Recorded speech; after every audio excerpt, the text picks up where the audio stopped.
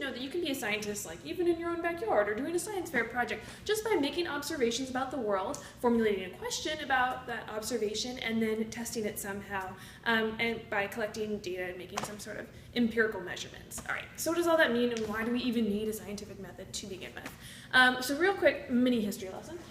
Way back in the day, we used to have philosophers. They were the big cool guys, they were the smart ones. And guys like Plato were like, philosophy is the best. I can figure out all the knowledge I need through reasoning and not through making measurements. Measurements were in fact reserved for people who were like craftsmen and artisans. And so Plato was like, oh, geometry is for artisan, you fools. I can figure it out through all the knowledge I need through my own reasoning. So it wasn't until Aristotle came along, this guy, who was like, maybe we should take some measurements. So he proposed what is sort of like the bare bones first scientific method. And you can research that if you want, but it involved learning about a topic, asking a question about that topic, and then doing a study about everything pertaining to that topic, which is essentially what our scientific method is today. Now, many years later, different guys like Roger Bacon and Francis Bacon, not that Bacon, Newton, Descartes, they went down and they developed what we now know as our true scientific method that scientists use today to do lots of experiments that you will need to learn to be successful in biology class. And they had a lot of influence from other scientists around the world, like Persians and Islamic scientists. So it was a pretty good thing that they came up with. So here it is, and I'm sure you've seen this before. Our scientific method steps. So first, we need to make some observations. That is simply, we will watch our observation versus inference video later on. You can check it out here if you would like, and we'll talk about those a little bit later on. And then from those observations, you are going to ask a question. So maybe your mom has a garden and she plants hydrangeas. They're a nice looking flower. You can see it, you know, hydrangeas, pretty good. And you notice that your dog likes to pee on one of the hydrangea bushes, and those hydrangeas turn colors. Well, you make that observation, you're like, dog pees on those hydrangeas are turning blue instead of pink or something strange. So you go and you ask a question, you're like, why are the hydrangeas changing colors? You do a little research, you find out that hydrangeas in fact can change the colors of their petals if the pH of the soil is any different. So maybe your dog has a strange pH of its urine. So you want to think, what can I do to test this? Maybe I should ask a different type of question.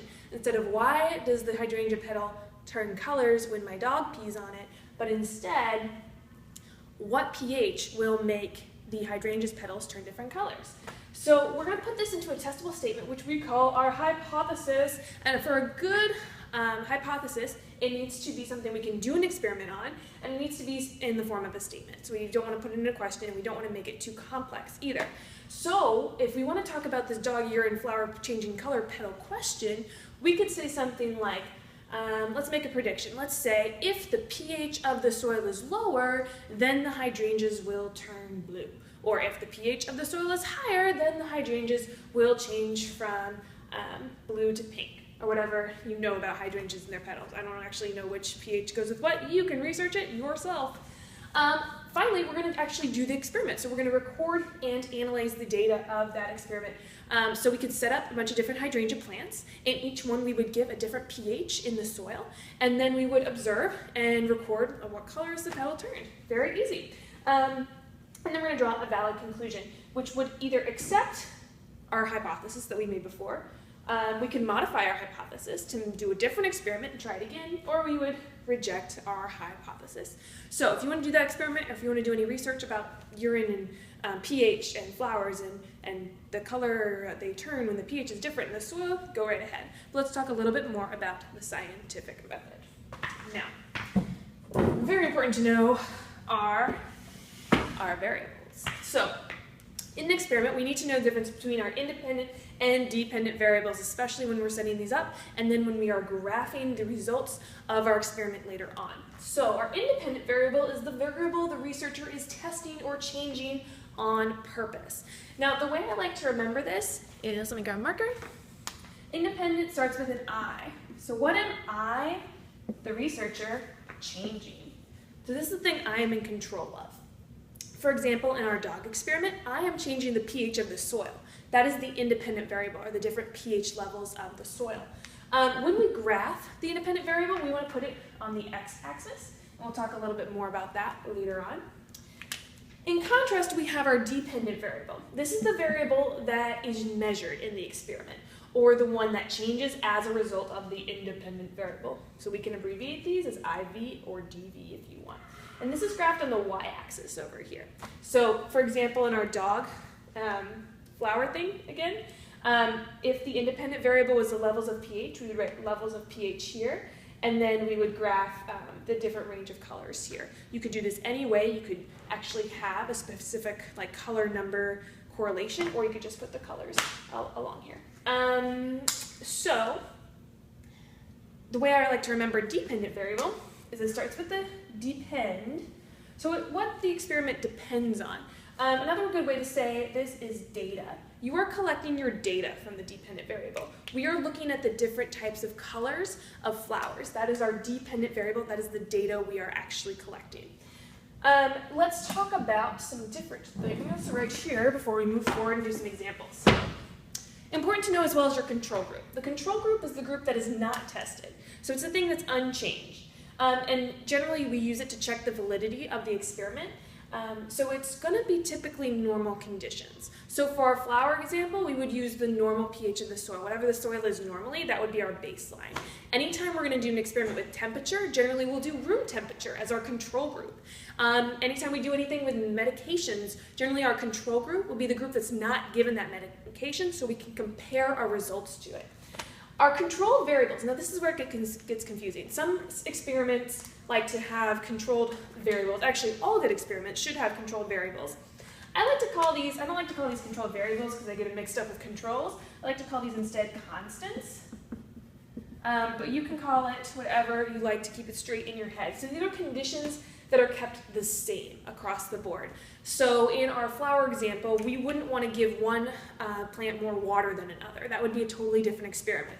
We would want to keep them all in the same part of the yard or in the lab with the same amount of light, because we wouldn't want one plant to get more shade than another, which would affect the results of our experiment. So these are very important. But we don't want to get them confused with our control group. Remember, this is what we're comparing our results to, and this is actually the things we're keeping the same. So validity is really important. It's one of the things that we want to make sure we are aware of. A lot of the experiments we're going to do this year will not have great results because we're doing a very small sample. We're doing them quickly. There's a lot of room for error, but there are ways we can make experiments better, and we should be aware of them. One of them is increasing your sample size, so testing lots and lots of different ones, having repeated trials, so doing them over and over again, or just like making sure you have a large group of data. Next thing, repeat. Have somebody else repeat the experiment, and then if they get the same result, your experiment's pretty good. And then having it peer-reviewed. This is not just like, hey buddy, check out my experiment, it looks good. This is actually having scientists in the field of which you are studying go over your experiment. This is before you're going to put your experiment out there for publication. Scientists will review it, they'll either accept it or say there's lots of problems with it. And then if it is peer-reviewed and accepted for publication, that is a really reputable scientific study that is good to go. So here's a sample experiment. Say we made an observation. Your sister or cousin or dad or whatever has a pet mouse. And we notice that in the summer, the mouse seems to bulk up and get really heavy, and in the winter, the mouse is a little bit less fat. So maybe we want to test, we do a little research, and we see that maybe in certain seasons, mice tend to do this. So we're going to test the effect of temperature on mouse weight gain, just to see if it's the temperature that's making the mouse gain or lose weight, or if it maybe is some other factor, and then we'd have to do another experiment.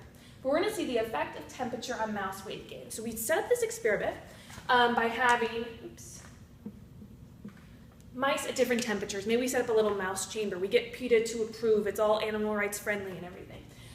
We're using Celsius because that's typically what the scientific community likes to use in an experiment. Our hottest will be 35 degrees Celsius. That's like 95 degrees, pretty hot. Muy caliente. We'll go down by 5 degrees just to make it even in increments. So 30 degrees, 25. We'll have our room temperature, which is about 21 degrees Celsius, and then one at 15. And this one will be a little chilly, but not too cold, because freezing, remember, is 0 degrees Celsius. Our independent variable, what would that be? The effect of temperature on mouse weight gain, IV, independent variable. What am I changing in this experiment? I am changing the temperature where the mouse or the mice are living. So that one is easy. DV, how are we collecting our data? What is our dependent variable here? This is what our experiment depends on. What is our data we're going to be collecting? Remember D for data.